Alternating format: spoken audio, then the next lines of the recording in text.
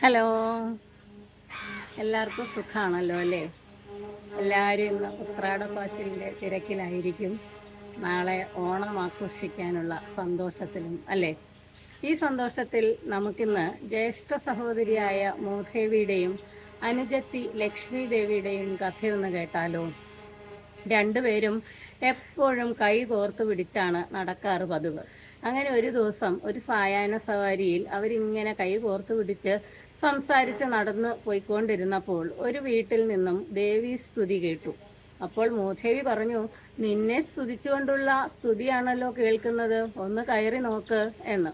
ഇത് കേട്ടപ്പോൾ തന്നെ ലക്ഷ്മി ദേവി ഒന്ന് കയറി നോക്കാം എന്ന് കരുതി ആ വീടിൻ്റെ ഉമ്മറത്തേക്ക് ചെന്നു നോക്കി. അവിടെ ചെന്നപ്പോൾ വളരെയധികം കോഴികളുടെ കാഷ്ടങ്ങളും ആടിൻ്റെ കാഷ്ടങ്ങളും വിസർജ്യ വസ്തുക്കളെല്ലാം കൊണ്ടും നിറച്ച ഉമ്മറവും അങ്ങോട്ടും ഇങ്ങോട്ടും വിശന്ന് കരയുന്ന കുട്ടികളും അടിപിടി കൂടുന്ന ആ വീട്ടിലെ അന്തേവാസികളെയും എല്ലാമാണ് കണ്ടത്. ഈ ദേവീകീർത്തനം ആലപിച്ചുകൊണ്ടിരിക്കുന്ന ഭർത്താവിനെ തന്നെ വളരെയധികം ചീത്ത വിളിക്കുകയാണ് അവിടുത്തെ വീട്ടമ്മ. ഇതെല്ലാം കേട്ടുകൊണ്ടാണ് ലക്ഷ്മി ദേവി ആ ഉമ്മറത്തേക്ക് തൻ്റെ വലതുകാൽ എടുത്തു വെച്ചത്.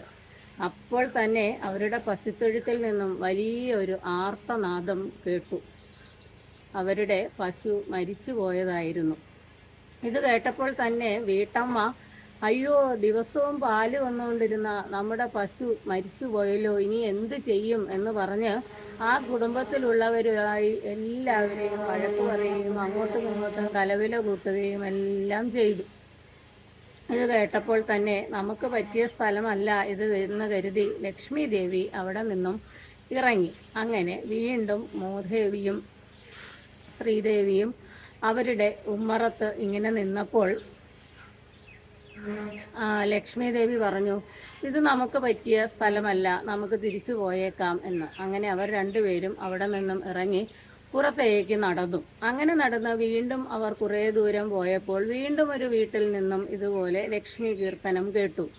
വീണ്ടും നിന്നെ സ്തുതിച്ചുകൊണ്ടുള്ള ഗാനം കേൾക്കുന്നുണ്ട്, ബാ കയറി നോക്കാം എന്ന് പറഞ്ഞ് ലക്ഷ്മി ദേവി ആ വീടിൻ്റെ ഉമ്മറത്തേക്കും കാലെടുത്തു വെച്ചപ്പോൾ അവിടെ ചാണകം മെഴുകി നല്ലപോലെ വൃത്തിയാക്കി ഇട്ടിരിക്കുന്ന തറയിൽ നിലവിളക്ക് കൊളുത്തി വെച്ചിരിക്കുന്നു. ചന്ദനത്തിൻ്റെയും കളഭത്തിൻ്റെയും മണം, ഗൃഹനാഥൻ്റെ ചുറ്റുമിരുന്ന് പ്രാർത്ഥനകൾ ചൊല്ലുന്ന കുട്ടികൾ, അവിടുത്തെ പശുവാണെങ്കിൽ പ്രസവിക്കാറായി നിൽക്കുന്നു. അതിൻ്റെ വയറിൽ തിരുമ്മിക്കൊണ്ട് ലക്ഷ്മി ദേവി കാത്തോളിനെ നല്ലപോലെ പ്രസവം നടക്കണേ എന്ന് പ്രാർത്ഥിക്കുന്ന വീട്ടമ്മ.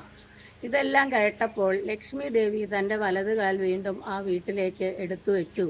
അപ്പോൾ ദേവി കാത്തല്ലോ എന്ന് പറഞ്ഞ് പശു പ്രസവിച്ചതായി ആ വീട്ടമ്മ അറിയിച്ചു.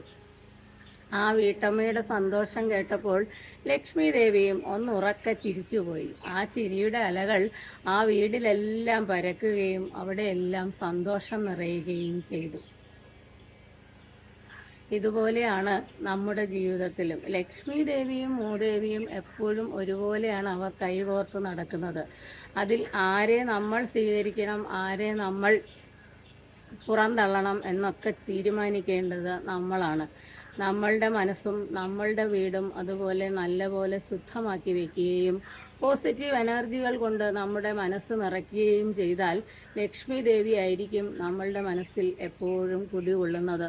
അതുകൊണ്ട് മൂദേവിയെയാണോ സ്വീകരിക്കേണ്ടത് അതോ ശ്രീദേവിയെയാണോ സ്വീകരിക്കേണ്ടത് എന്ന് നമ്മൾ മനസ്സിൽ തീരുമാനിച്ചിട്ട് എപ്പോഴും നമ്മുടെ മനസ്സിൽ പോസിറ്റീവ് ചിന്തകൾ മാത്രം നിറയ്ക്കുകയും ലക്ഷ്മി ദേവിയെ നമ്മുടെ ഉള്ളിലെല്ലാം ഉൾക്കൊള്ളുകയും നമ്മുടെ വീടിൻ്റെ ഐശ്വര്യമാക്കി മാറ്റുകയും ചെയ്യുക.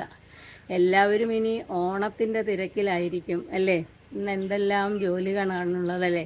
നാളെ മാവേലി വരുമ്പോൾ നമ്മൾ ജോലി ചെയ്തുകൊണ്ടിരിക്കുന്ന ഒന്നും കാണരുത്. നമ്മൾ വളരെയധികം സന്തോഷത്തിലാണ് എന്ന് അദ്ദേഹത്തെ അറിയിക്കാൻ വേണ്ടിയാണ് ഉത്രാടപ്പാച്ചിൽ നമ്മൾ നടത്തി എല്ലാ ജോലികളും ഇന്ന് തന്നെ ചെയ്തു തീർക്കുന്നത് അല്ലേ? അങ്ങനെ എല്ലാവർക്കും നല്ലൊരു ഓണം കൂടി ഉണ്ടാകട്ടെ എന്ന് ആശംസിക്കുന്നു.